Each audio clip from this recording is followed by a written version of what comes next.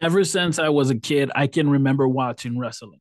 I remember we used to have this television that sat on the floor. Some of you may know what I'm talking about. Television used to sit on the floor, and you used to had to crank it to change channels. And if you passed your channel, you had to kind of keep going to get back where you wanted to. I remember that the TV was sitting on the floor. We had moved it to the basement. So in the basement, we had like these brown couches. Some of y'all know those brown couches. Nevertheless, with these brown couches, we had this section that my stepfather had set up where we would watch wrestling because some point or another we started making too much noise while watching wrestling in the living room. So we would go downstairs to the basement and watch wrestling on Monday nights.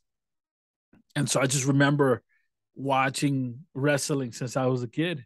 I remember when they had the Monday Night Wars where they would go back and forth, WCW and WWE or WWF at the time, and then I found ECW and that kind of broadened even more. And then I figured out later on that there was something called the Indies, and then New Japan and TNA and Impact and all these other things. And of course, I kind of within that same realm of combat sports, I also dabbled with reference to watching and becoming a fan to Roman Greco wrestling and also UFC mixed martial arts. And so I have a high degree of respect for all those individuals, men and women who put their bodies through that and who commit to doing that type of task. And you may be asking, well, this isn't a podcast about sports, it's a podcast about strategy. So why are we talking about that?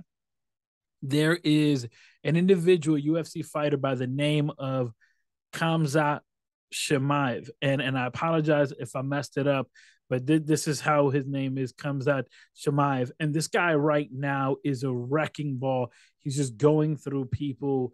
I mean, just destroying guys. And he was recently supposed to be fighting Nate Diaz, but that didn't go through because he didn't make weight. And the opponent that he did get, he squashed him. Now, I'm not going to talk about the fight. I'm not going to talk about the controversy of the way, and that none of that is what I want to talk about. I want to talk about this thing here that there was footage of him where he is getting ready and he is in the locker room. He's in the arena. He's in the locker room. He's getting ready for this fight. And they have footage of him where he is out loud speaking to himself. And he is saying, and I quote, Muhammad Ali became Muhammad Ali. Mike Tyson became Mike Tyson. And I will become Kamzat Shemaev. End quote.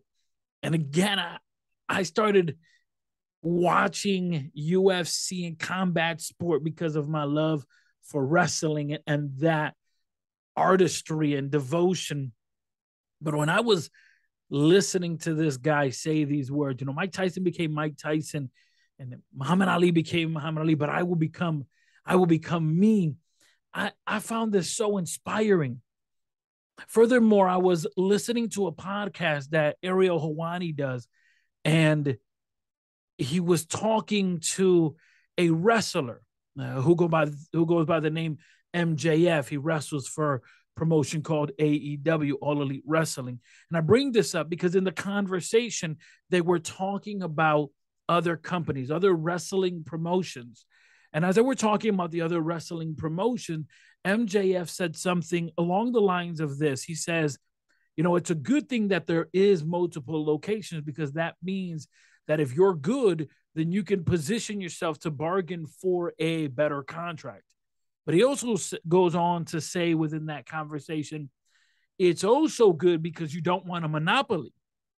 He says monopolies aren't good unless you're the one controlling the monopoly. And he says, I, of course, control the monopoly of MJF because there's no other like me. And I need you to understand this, even if you don't understand none of the context with reference to the athletes I'm speaking about, or the promotion, or the specific sports that they're in. Even if you don't understand any of that, understand this. There has to be a mindset that we have that there is no other like me, period. Period. Oftentimes, people say, don't tell anyone your plans, because if you tell them your plans, they will either A, cast doubt onto you, or B, they will steal your plans. Let's start off with number one. Number one, if I tell you my plans and you tell me you don't believe me, that's your belief. That's not my belief. I have the ability to choose to either A, be subjected to your belief, be in bondage because of your belief, or simply say, hey, that's your problem, not my problem. The fact that you don't believe, that's not my problem. That's your problem. I don't live off of your belief. I live off of my belief and my actions. And so often we're looking for people to believe in my dream, believe in what I'm saying. No, listen, an example is Martin Luther King stands on top and says this awesome, phenomenal speech. And we all know the beginning part where he says, I have a dream. And of course, he goes on to say, I have a dream where individuals will not be judged by the color of their skin, but the content of their character. I have a dream where my children will be able to play with all their, all their neighbors, where my children's children will be able to enjoy the liberty that we so desire. He goes on to all of this, but notice that he's saying, this is my dream.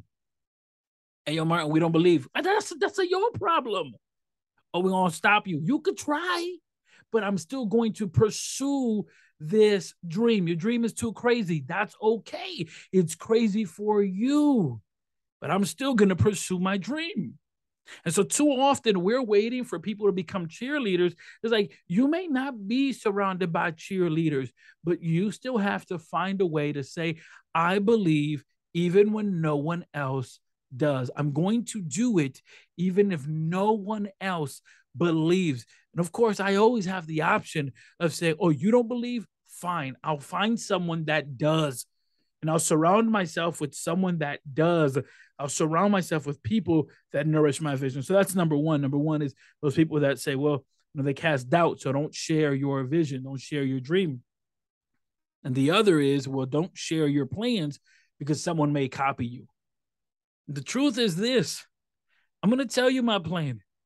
And if you want to copy me, copy me. There's only one thing that's different between you doing it and me doing it. There's only one thing. And there's only one thing. And that thing is me. This is often the thing that we forget. You are the secret sauce. You're the secret ingredient in making the plan work.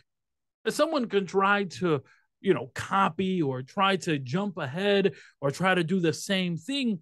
But at the end of the day, it ain't going to function the way it'll function with you, because you're the one who holds the dream. You're the one who holds the vision. You're the one who has that inside of you. And the way that you're going to do it is going to be something unique and powerful within itself. And so this idea of don't tell anyone your dream because, hey, guess what? They're going to A, not believe. Well, okay, don't believe. Or B, they're going to copy you. It's like, all right, copy. Go ahead. I love this thing about Elon Musk where he says, I'm not going to do a patent on anything. And just think about this, because as you're creating and developing things, rather it be in medicine, technology, or any sphere, if you patent something, that stops anyone from being able to utilize the same technology, the same medicine, the same tools, resources that you're designing. It essentially says, no, hold up. You can't do it. This is exclusive right to the person who designed it, to the person who made it. And Elon Musk says, nope, I don't believe in patents. Why? Because they hinder other people from being great. And if you hinder other people from being great, you hinder yourself from being great. Why? Because while they go, then you understand that you got to pick it up. Not a matter of competition. It's a matter of innovation. And so I found it so intriguing when I read this quote, when I heard these words of, this UFC fighter, where he just says, hey, Muhammad Ali became Muhammad Ali. Mike Tyson became Mike Tyson, and I will become me. It's the idea that I am not going to stop, and no one can stop the inevitable. I'm coming, right? And the same mindset is the same one that, I heard in that Ariel Hawani interview with MJF where he says, I can't monopolize anything else except for me because there's nobody else like me and there's nobody else that can do what I do.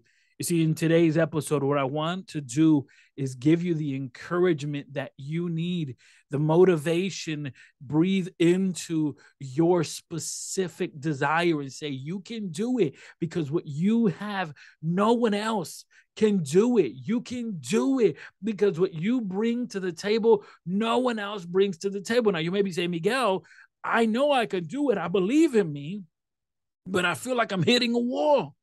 I don't know where to start. This is where personal growth strategists can come in to help you how to start, to help you lay down that foundation. Maybe you have the goal in mind, but you have yet to put down a strategy that works, put down a strategy. Maybe you're overlooking some details.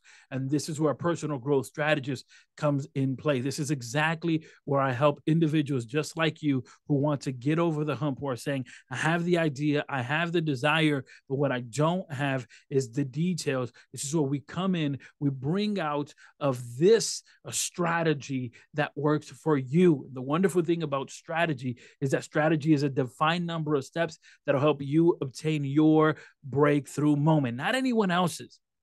This is not one shoe fits all. This is your specific objective. This is your specific vision. This is your specific breakthrough moment is waiting for you, but it's waiting for you on the other side of a strategy.